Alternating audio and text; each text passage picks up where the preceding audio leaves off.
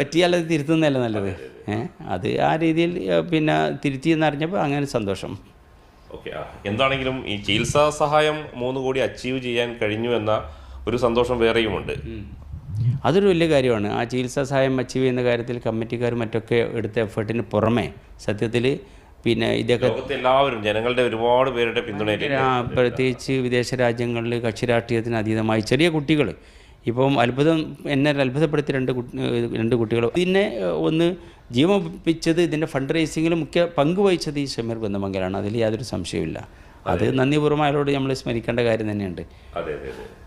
അപ്പോൾ ഇത് വേണ്ടത്ര ആലോചിക്കാതെ എന്താണെങ്കിലും എടുത്തൊരു തീരുമാനം, എന്തായാലും വീഴ്ച സംഭവിച്ചു, അത് അവർ തിരുത്തി എന്നാണ് ഇപ്പോൾ മനസ്സിലാക്കുന്നത്. അതെ അതെ അതെ അതെ വീഴ്ച പറ്റി അത് അവർ തിരുത്തും ചെയ്തു. അത് ഷമീർ കുന്ദമംഗലം തന്നെയാണ് തിരുത്തിയതെന്ന് തോന്നുന്നു. അവർ ആദ്യം തന്നെ ഞാനിത് തിരിച്ച് നൽകുകയാണെന്ന് കമ്മിറ്റിക്കാരോട് പറഞ്ഞു എന്ന് എന്നോട് കമ്മിറ്റിക്കാർ പറഞ്ഞിരുന്നു.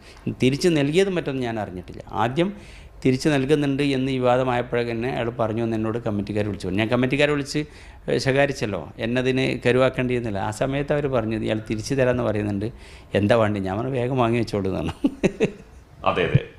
അങ്ങനെ ഒരു ചാരിറ്റിയുടെ പേരിൽ ഈ ഷമീർ കുന്ദമംഗലം ചെയ്തപ്പോൾ അദ്ദേഹത്തോട് ഒരു ഇഷ്ടം കാണിക്കാൻ എന്താണ് ചെയ്യുന്നതെന്ന് അവരാലോചിച്ചിട്ട് കമ്മിറ്റി യോഗം ചേർന്ന് കുടുംബക്കാർ കൊടുത്ത കാശ് മാത്രം അവരുടെ സമ്മതത്തോടു കൂടി കൊടുത്തു എന്ന് മാത്രമാണ് അവർ പറഞ്ഞത്. ഒക്കെ ഞാൻ ചെയർമാനായ ഞാനടക്കം ശ്രദ്ധിക്കേണ്ടതായിരുന്നു.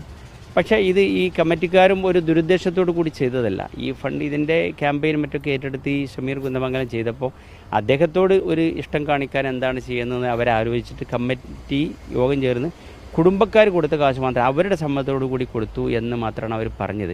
ഞാനും പറഞ്ഞു നിങ്ങൾ അങ്ങനെയാണെങ്കിൽ എന്നെ മുന്നിൽ നിർത്തി തന്നെ ഇതിനൊരു ബലിയാടാക്കി. അതിൽ ഒരു കുറച്ചുകൂടി വ്യക്തത വരുത്തേണ്ടതായിരുന്നു എന്നുള്ളതൊരു അഭിപ്രായമുണ്ടോ?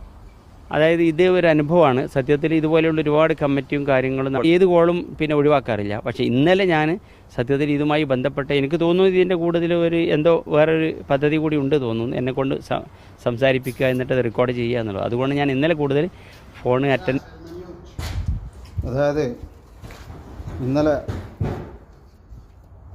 ഈ പുകഞ്ഞുകൊണ്ടിരിക്കുന്നതിൽ ആളിപ്പടരാൻ വേണ്ടിയിട്ട് പെട്രോൾ ഒഴിച്ച് അത് പുകഞ്ഞ കൊണ്ടിരുന്നൊരു വിഷയം കൂടുതൽ ആളിപ്പടരാൻ ഈ MLA ആയിരുന്നു പ്രധാന കാരണം കാര്യങ്ങളുടെ വ്യക്തത ശരിക്കറിയാതെ ഏതെങ്കിലും ഒരുത്തനെ അവൻ്റെ ഇഷ്ടത്തിന് അവൻ്റെ പ്രതികാരം തീർക്കാൻ വേണ്ടി വിളിച്ചപ്പം താങ്കൾ കൊടുത്ത തെറ്റായ ചിലത് അവർ വളരെ വ്യക്തമായിട്ട് നല്ല രീതിയിൽ ഉപയോഗിച്ചു. താങ്കൾ ഇന്നത്തെ ഈ പറയുന്ന പോലെ ഇതിൻ്റെ പൂർണ്ണമായിട്ടുള്ള വിവരങ്ങൾ ഇന്നലെ പറയേണ്ടിയിരുന്നു. പക്ഷെ താങ്കൾ ഇന്നലെ അതല്ല, വലിയ എന്തൊരു പാപം ചെയ്ത പോലെ ഈ ഒരു കമ്മിറ്റിക്ക് ഒരു വർഷമായിട്ട് സാധിക്കാൻ പറ്റാത്ത ഈ വലിയൊരു തുക കണ്ടെത്തി കൊടുത്തിട്ടു നിങ്ങളതൊന്നും കാണാതെ വളരെ നിസ്സാരമായിട്ട് മറുപടി കൊടുത്തു.